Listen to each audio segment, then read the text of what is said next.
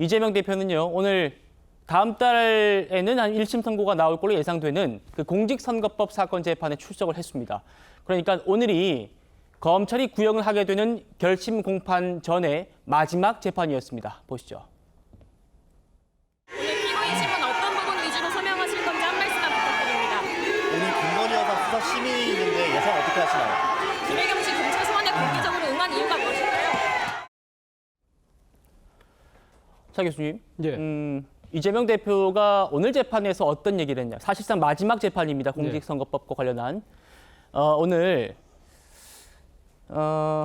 오늘도 역시나 고 김문기 처장을 모른다라는 입장을 되풀이했다고 합니다.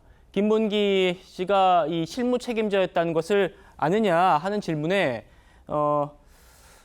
모른다는 얘기였고요. 그리고 검찰과 이 대표가 질문을 좀 잘라서 해달라, 팩트 위주로 해달라, 전제가 틀렸다라고 이재명 대표가 신경질적으로 또 되묻기도 하고, 그러니까 검찰도 마찬가지로 묻는 질문에나 답하라, 답변하지 않는 걸로 하고 넘어가겠다, 뭐 이렇게 또 신경전도 벌였다고 합니다. 사실 이 재판이 지금 2년째 끌고 있는데요. 사실 이 지금 이 핵심 사안과 관련해서 검찰과 이재명 대표가 법정에서 이렇게 공방을 벌이기는 사실상 처음이었거든요. 그렇기 때문에 이재명 대표 입장에서는 검찰이 지금 자신에게 적용하고 있는 김문기 처장과 관련된 여러 가지 그러니까 지금 혐의 사실에 대해서 강하게 아마 지금 반박을 할 준비를 미리 상당히 많이 해왔던 것 같고요. 네. 그래서 이 본인 입장에서는 자신의 입장을 분명히 전달하기 위해서 검찰이 상당히 장황한 앞의 그 설명을 통해서 질문하는 부분을 잘라서 좀 이야기를 하겠다. 그런 식으로 해서 이 지금 검찰의 이 공소 내용이 얼만큼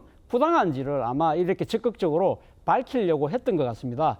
그런데 문제는 그렇습니다. 이 부분에 대해서 과연 이 재판부가 어떻게 판단할 것인가의 문제인데요. 제가 오늘 이 관련된 기사 내용을 꼼꼼히 읽어봤습니다만 과연 이 지금 검찰과 지금 이재명 대표의 주장이 팽팽히 맞서고 있기 때문에 이 부분에 대해서는 아무래도 재판부가 어떻게 판단하느냐가 상당히 아마 중요할 것 같은데요. 그렇기 때문에 그러나 어쨌든 1심의 결과 자체가 상당히 이재명 대표의 정치적 위상에 엄청난 영향을 미칠 수 있기 때문에 이재명 대표 입장에서는 오늘 본인이 할 수 있는 여러 가지 이야기들을 다 준비해서 이야기를 했던 것 같습니다. 이 부분을 과연 재판부가 어떻게 받아들일지는 좀 지켜볼 필요가 있을 것 같습니다. 네, 정영재 변호사님. 네네. 오늘 이게 사실상 마지막 재판이어가지고 어떤 얘기가 오갔는지 좀 더 짚어보고 넘어가도록 하려고 하는데요. 이런 얘기를 했대요. 이재명 대표가 김문기 처장과 골프도 쳤고 낚시도 한 거 맞다. 그런데 기억나는 사람은 아니다. 라면서요. 검찰이 아마 수사를 하면서 얻은 진술 같은데 아주 구체적인 내용입니다. 골프를 치다가 외국인에게 지적을 받은 적이 있느냐. 이렇게 구체적인 내용을 물었어요. 그러니까 이재명 대표가 기억이 없다. 공 치느라 정신이 없어가지고 또 눈이 나빠서 잘 안 보였다. 이렇게 얘기를 했습니다. 끝까지 김문기 처장 모른다.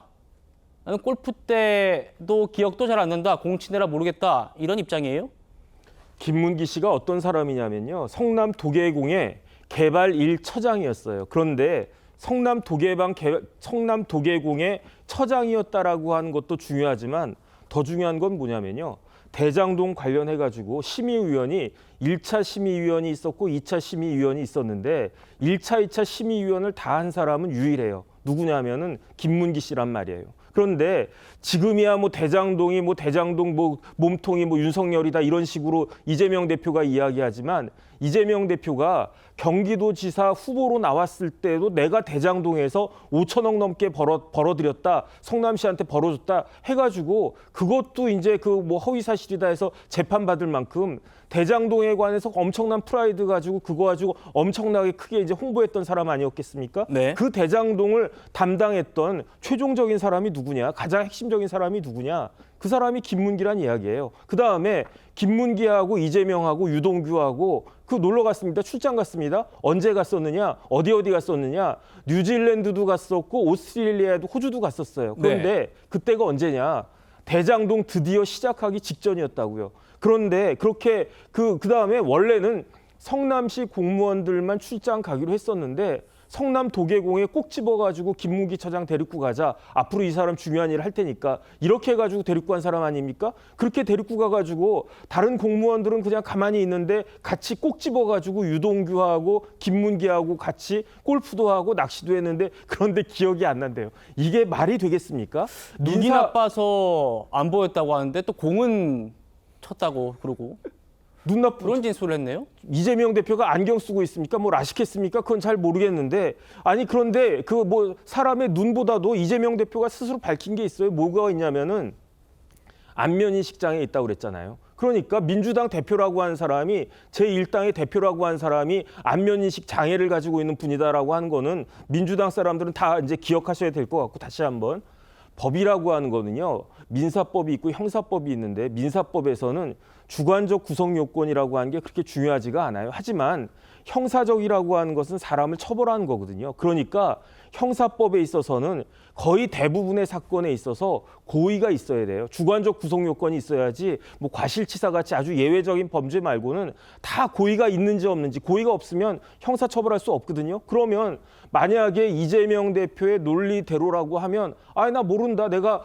뭐 그럴 고의가 없었다. 그럴 생각 없었다. 이렇게 말 한마디만 하면 처벌받을 수 있는 사람 하나도 없는 거고요. 네. 주관적 구성 요건이라고 하는 건 어떤 피고인이 범죄자가 내가 이러이러한 생각을 가지고 있었다. 그걸 주장하는 게 그게 중요한 게 아니고 객관적으로 추단되는 여러 사정을 통해서 저 사람이 알고 있었을 것이다, 없었을 것이다가 이제 그 판사에 의해서 가려지는 건데 어떤 정신 나간 판사가 이렇게 골프도 하고 낚시도 하고 중요한 그 포스트에 있었던 사람을 몰랐다라고 하는 것을 인정할 수 있을 것인지 과연 이 재판부가 그걸 인정하는 것인지 인정하지 않을 것인지 이제 한 달만 지켜보면 결론이 나올 것이다. 저는 그렇게 생각이 됩니다. 예, 법조인으로서의 우리 정혁진 변호사님의 개인적인 의견이었습니다.